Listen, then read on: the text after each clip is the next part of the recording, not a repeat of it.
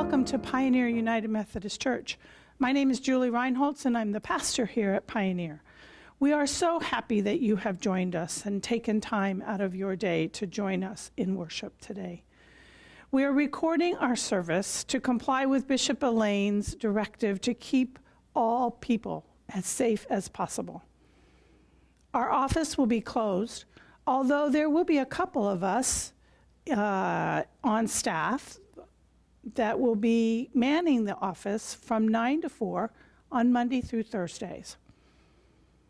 We would love it if you would continue to participate in our ministries by contributing either online through our online giving or remembering to send your pledge check. Pioneer Kitchen will be handing out lunches on Monday as scheduled for all those who are in need. We're new to this recording business, so please bear with us. If you have any suggestions, please feel free to email us at church@pioneerww.org or call us at 509-525-1870. Now let us be here. Let us meet the God, our God of love, in this space, in this sacred space, wherever we are on our spiritual journey.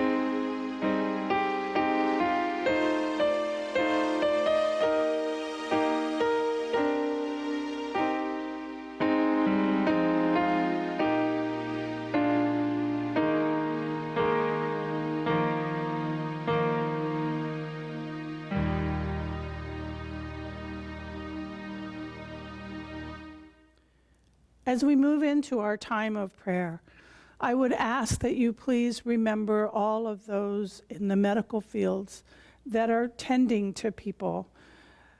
Give them wisdom. Give them patience. Give them the material things that they need and the support that we can offer in this time. Please join me in an attitude of prayer. Holy God, on those days when I hunger for some people to be hurt the way they've hurt me, I feed eagerly at the banquet of judgment and retribution proclaimed by some. Yet you offer me an abundant feast of what is good, loading my plate with a mound of mercy, pouring grace over it and asking me to pass it on to my worst enemy. In those moments when I am so dehydrated by not having my desires met, that I drink deeply from the fountains of self-pity and pettiness, you turn the handle of hope, filling that dented cup of compassion you have had since the beginning of time, and you hand it to me saying, drink up. It's good for you. In this life, where it seems I never get enough of me, help me to seek. Help me to get enough of you, O God. Please join me in the Lord's Prayer saying, Our Father, who art in heaven, hallowed be thy name. Thy kingdom come, thy will be done, on earth as it is in heaven. Give us this day our daily bread, and forgive us our trespasses, as we forgive those who trespass against us. And lead us not into temptation, but deliver us from evil. For thine is the kingdom, and the power, and the glory forever. Amen.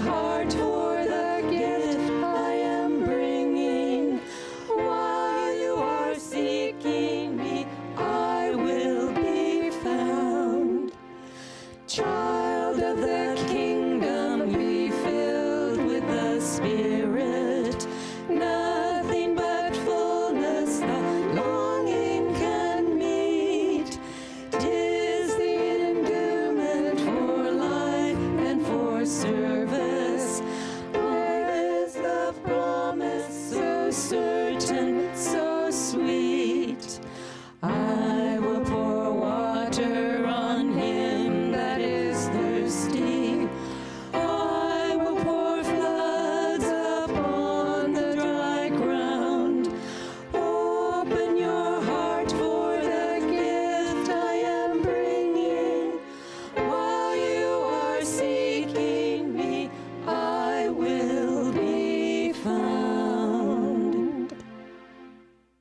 I'll be reading Isaiah 55, verses 1 through 9 from the Jewish Study Bible. Ho, all who are thirsty, come for water. Even if you have no money, come, buy food and eat. Buy food without money, wine and milk without cost. Why do you spend money for what is not bread, your earnings for what does not satisfy? Give heed to me, and you shall eat choice food and enjoy the richest viands. Incline your ear and come to me. Hearken, and you shall be revived. And I will make with you an everlasting covenant, the enduring loyalty promised to David. As I made him leader of his people, a prince and commander of peoples, so you shall summon a nation you did not know, and a nation that did not know you shall come running to you. For the sake of the Lord your God, the Holy One of Israel, who has glorified you. Seek the Lord while he can be found. Call to him while he is near.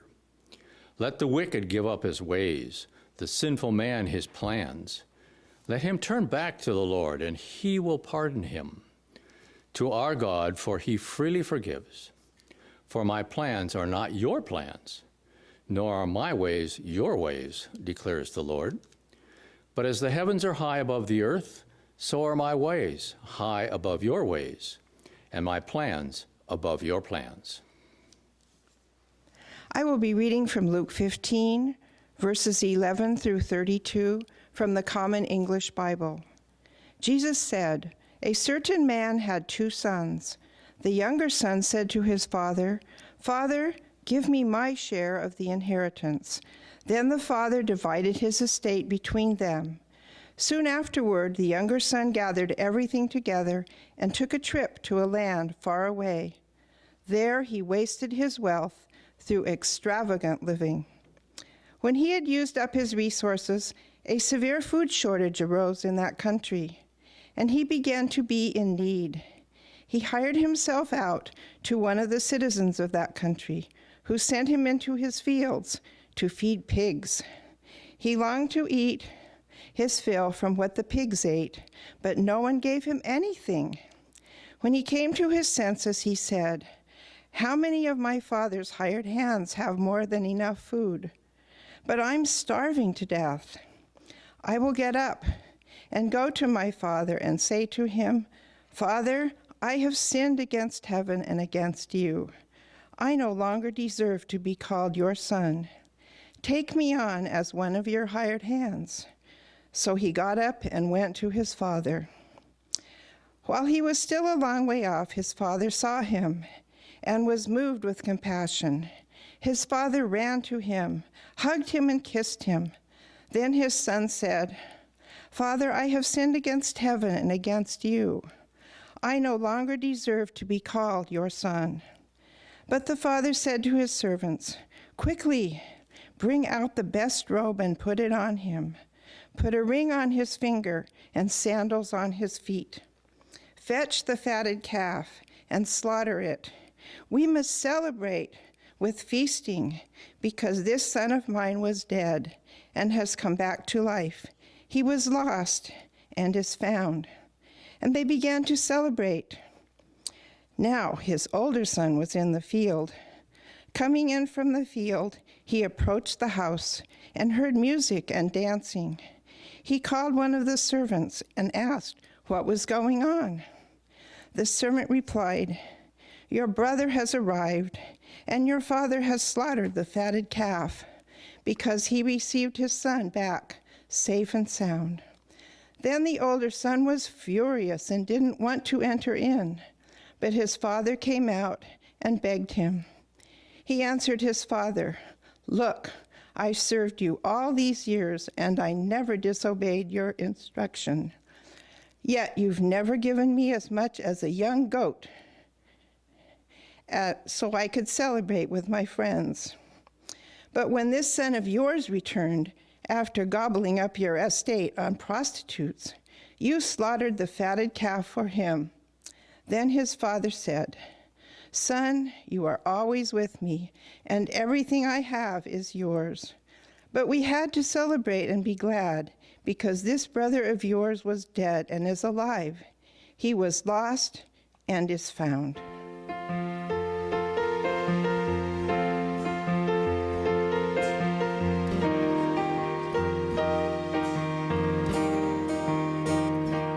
When the road is arid and dusty, and the heat of day beats down upon your skin,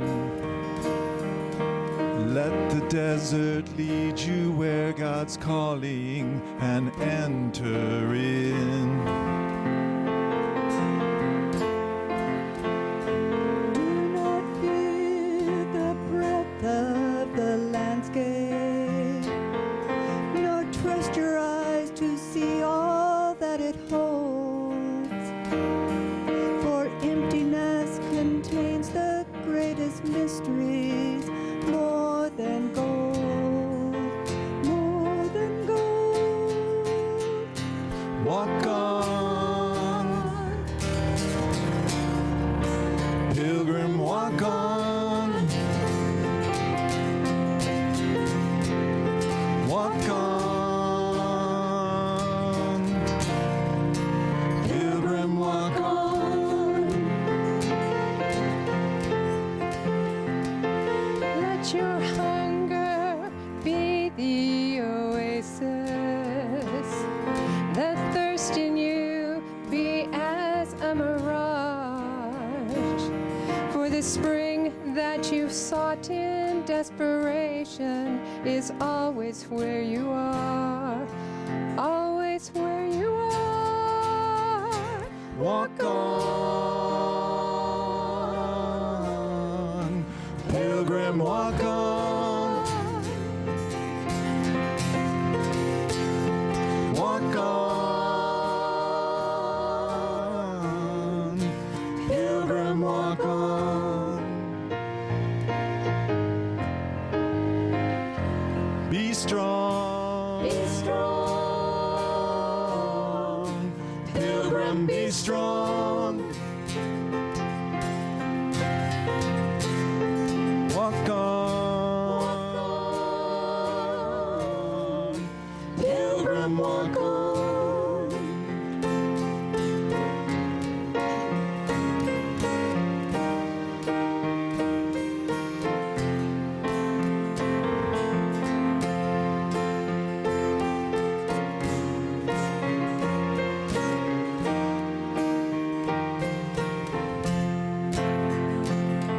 The desert will lead you to your heart, will lead you to your heart, will lead you to your heart.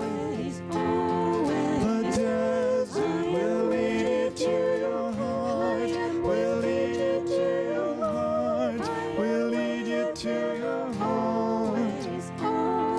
The desert will lead you to your heart, will lead you to your heart, will lead you to your heart.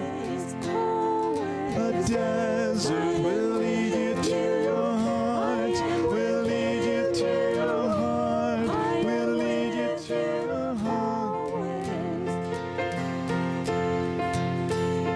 You will see a river flowing freely, the streams of living water from within.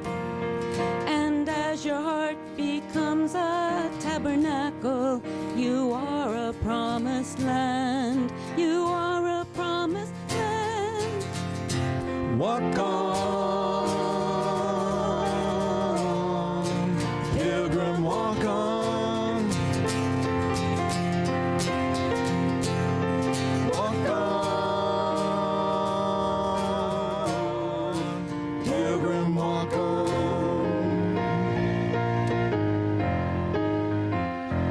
Be strong, Be strong. pilgrim, be strong. Walk on, pilgrim, walk on.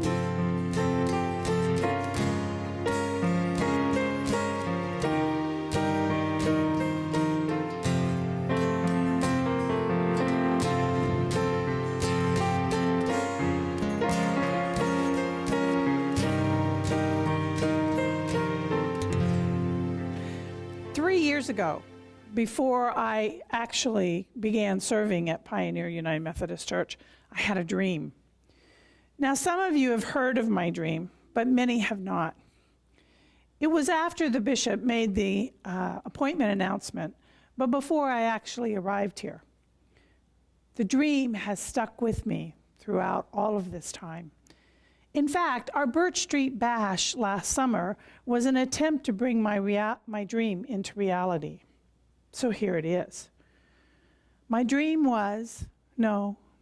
still is, that one day we here at Pioneer United Methodist Church will line up tables, lots of tables, out in our parking lot, end to end, and we'll set the table and we'll cover them with tablecloths.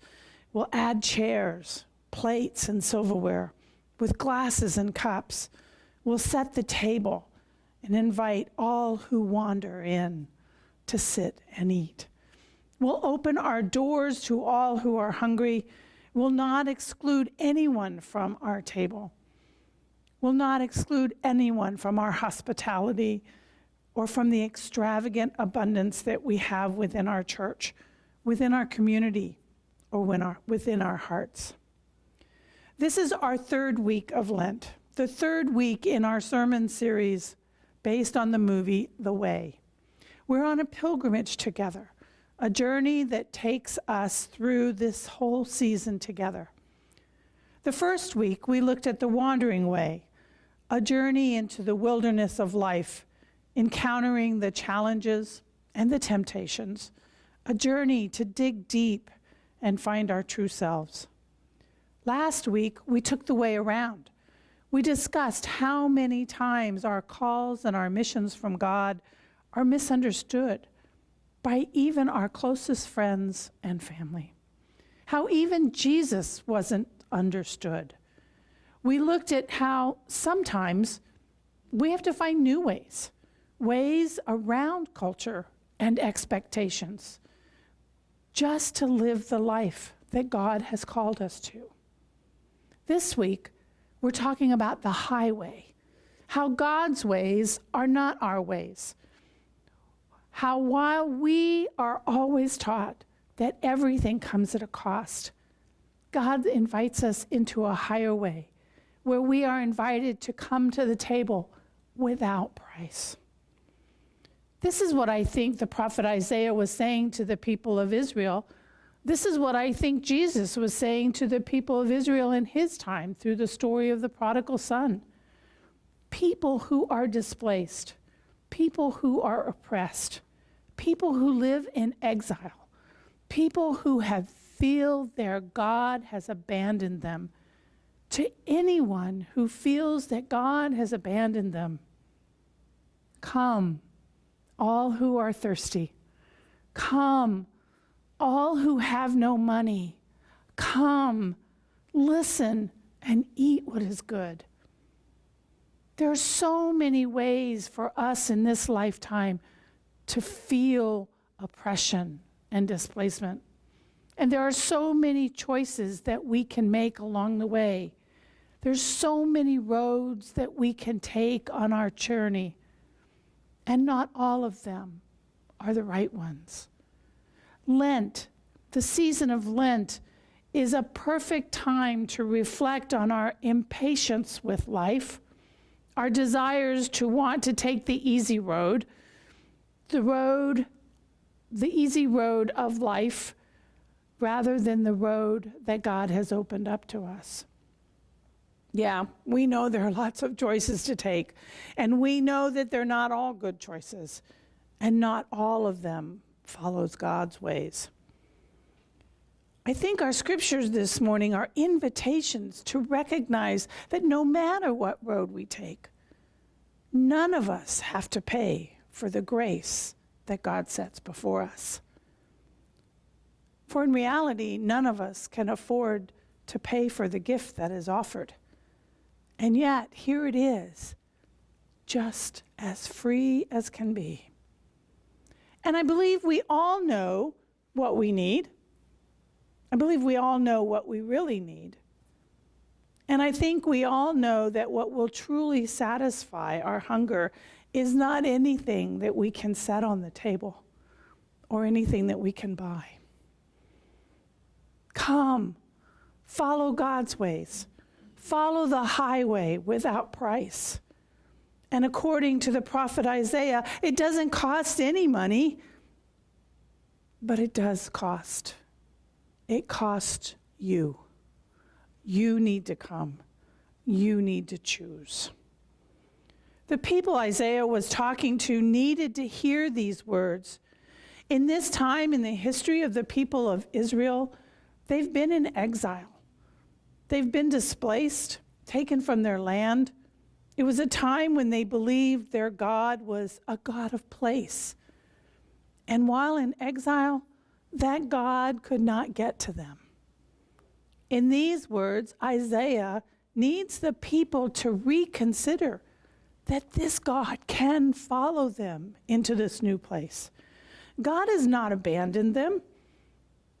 God is offering them a banquet, extravagance, a homecoming, a journey back to their land, back to their tables that are filled with good things, filled with the original blessing, and filled with the promise of God. In Jesus' time, people were asking the same questions.